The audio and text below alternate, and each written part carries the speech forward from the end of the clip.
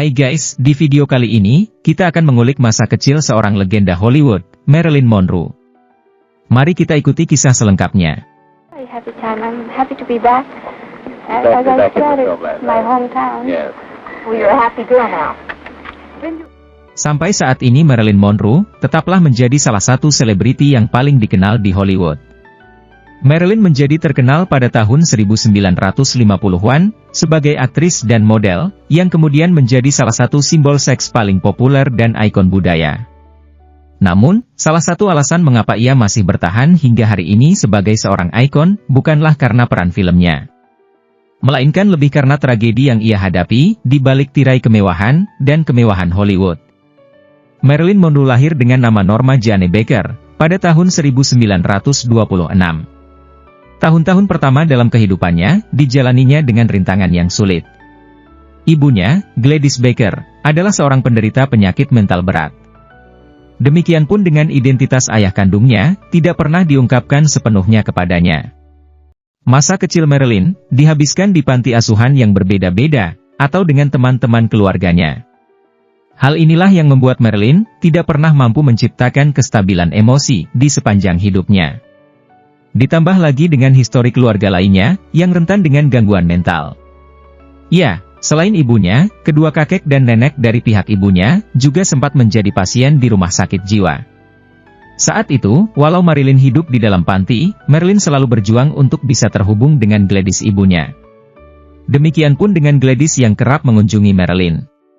Dan meski pada mulanya buruk, tahun-tahun awal Marilyn adalah masa yang paling stabil dalam hidupnya. Terlebih lagi karena ini adalah masa ketika Gladys sangat memperhatikannya. Pada usianya yang ke-7, Marilyn akhirnya bisa berkumpul lagi dengan Gladys.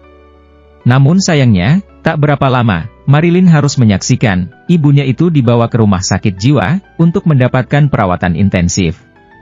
Itu adalah tahun-tahun sulit dalam kehidupan Marilyn. Dan tragisnya lagi, Marilyn pernah mengabarkan bahwa ia mengalami pelecehan seksual di tangan salah satu pengasuhnya, saat ia baru berusia 8 tahun. Waktu itu dia sedang menginap di sebuah rumah singgah, sebuah kamar, sambil berkata, "Sekarang kamu tidak bisa keluar." Mengenai pelecehan yang dia hadapi itu, Marilyn menulis, bahwa dia tidak akan dihukum karenanya, atau dicambuk dan diancam, atau tidak dicintai dan dikirim ke neraka untuk dibakar. Lalu pada masa-masa selanjutnya, Marilyn sering menemui ibunya meski ia harus hidup berpindah-pindah. Dalam salah satu rekamannya, Marilyn merefleksikan masa kecilnya. Di situ, Marilyn menyebut dirinya sebagai anak terlantar yang dibeli. Ya, saya tidak pernah terbiasa berbahagia. Jadi itu, bukanlah sesuatu yang saya harapkan. Demikian pun dengan catatan pasien yang dibuat oleh psikiater Marilyn, Dr. Ralph Grinson, yang menggambarkan Marilyn sebagai seorang gadis yang kehilangan masa kanak-kanaknya. Selain itu, Marilyn juga kerap mengungkapkan tentang betapa kesedihannya menyita dirinya saat tumbuh dewasa.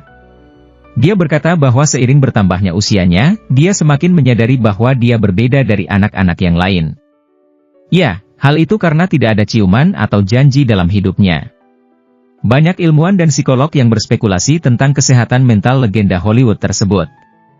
Di antaranya menurut Claudia Kalb, seorang jurnalis sains. Kalb menduga bahwa Marilyn kemungkinan menderita gangguan kepribadian ambang.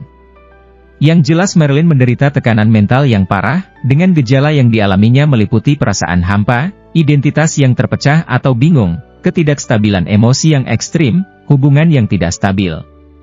Di mana fakta-fakta ini merupakan suatu kondisi yang disebut kepribadian ambang. Demikian pun dalam satu suratnya Marilyn pernah menuliskan bahwa dia telah menjadi seorang yang sangat sakit selama bertahun-tahun.